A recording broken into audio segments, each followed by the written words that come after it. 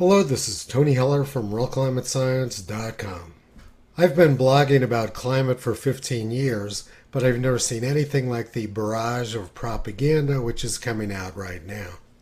Mark Twain said, "Sometimes I wonder whether the world is being run by smart people who are putting us on or by imbeciles who really mean it." In this video, I'm going to be discussing some of the most ridiculous propaganda I've seen over the past week. This is from Yahoo News on August 10th. A once every 7.5 million years event is currently unfolding in Antarctica. To say unprecedented isn't strong enough. This year, during what is currently winter in Antarctica, scientists have confirmed that the ice is not reforming, leaving long stretches of the Antarctic coastline bare. Let's check that claim out by looking at the current Antarctic sea ice map from the National Snow and Ice Data Center. The Antarctic coastline is surrounded by between 200 and 1,000 miles of ice. There's one small region near the tip of the Antarctic Peninsula where there's no sea ice right now, but that area has been very cold and the ice is forming quickly. I wonder which scientists confirmed that the ice is not reforming and that there are long stretches of the Antarctic coastline which are bare. That story simply isn't true. Now let's look at their claim that their imaginary bare Antarctic coastline is a once every 7.5 million years event. Over the last 500,000 years, temperatures in Antarctica have swung several times more than 10 degrees Celsius. During the last ice age, the ice extended all the way up to South America, New Zealand, and almost to Tasmania. That was only 20,000 years ago. So to suggest that some minor variations in sea ice this winter are a 7.5 million year event is beyond farcical. The press is no longer making any attempt to be credible. Now let's look at some more dark climate comedy. 1 year ago, Democrats passed the Inflation Reduction Act. The White House described it as the most significant action Congress has taken on clean energy and climate change in the nation's history. Let's take a look at how that inflation reduction is going. Over the past 6 months, gasoline prices in the United States are up nearly 20%. That doesn't sound a lot like inflation reduction.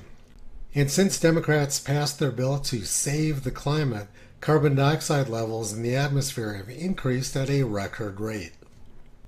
When Democrats passed their Inflation Reduction Act a year ago, they said it would cost less than $400 billion. But now the cost has tripled to more than $1.2 trillion.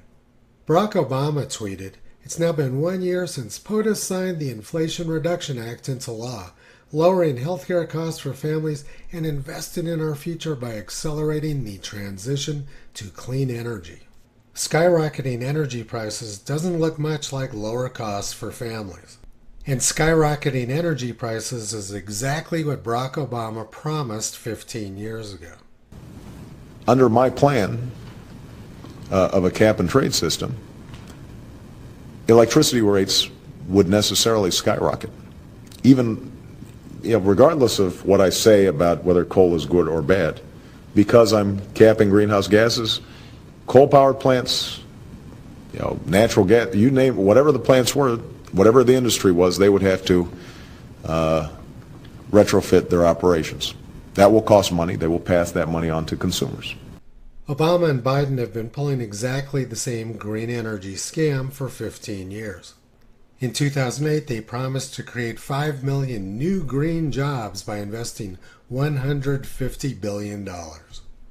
And out of the 5 million jobs they promised, they actually only created a few thousand at a cost of more than $1 million per job. And almost all of Obama-Biden's green energy companies failed, with the most famous one being Solyndra. They're repeating the same scam 15 years later, but this time it's much more expensive. Biden was in New Mexico last week talking about the Inflation Reduction Act. The Santa Fe newspaper reported on this, saying, Joe Biden delivered a forceful speech Wednesday, saying the Inflation Reduction Act will create 250 jobs in this area and tens of thousands more in rural communities across the country. Let's take a look at some of Biden's forceful speech. My son, Bo, was one of those persons. He went the fittest guy in his unit and came home and he came home but died of glioblastoma. And Representative Mark Takei. That doesn't look very forceful to me. It looks more like someone who has no idea what he's talking about.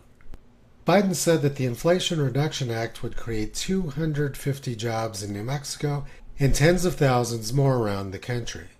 Let's be generous and assume that the Inflation Reduction Act creates 100,000 jobs.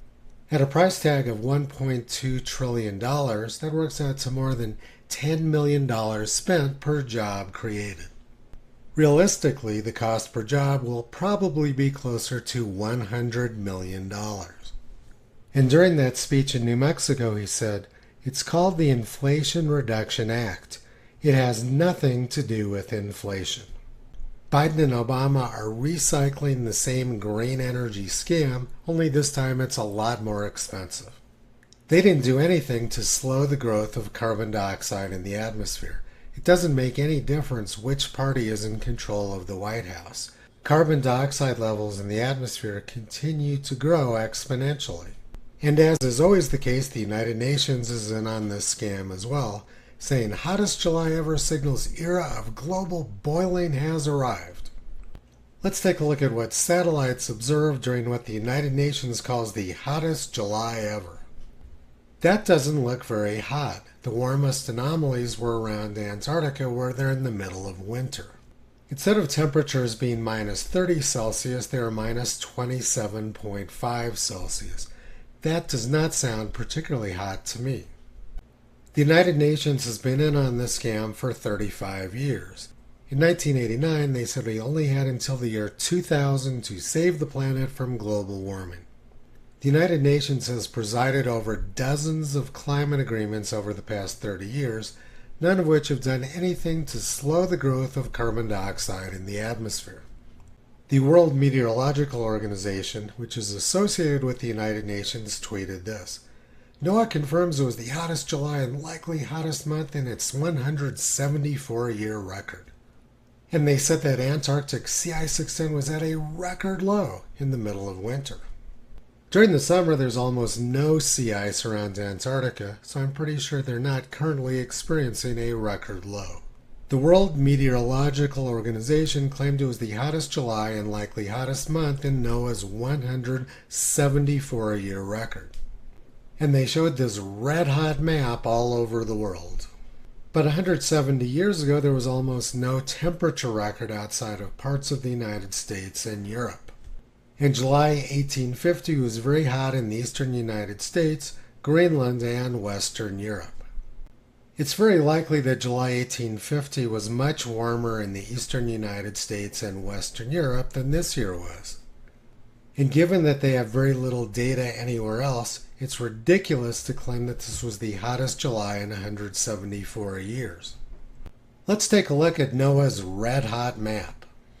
They show that temperatures in Central Africa were record warmest during July 2023.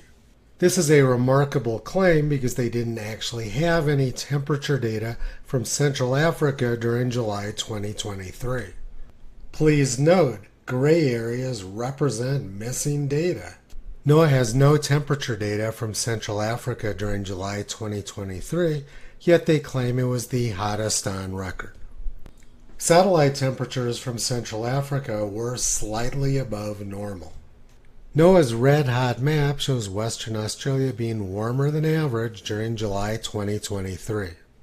But their actual thermometer data showed Western Australia being cooler than average. They showed the United Kingdom being warmer than average. But the UK Met Office showed the United Kingdom being quite cool during July. There's fake data all over this red-hot map from NOAA, which the World Meteorological Organization used as the basis of their propaganda.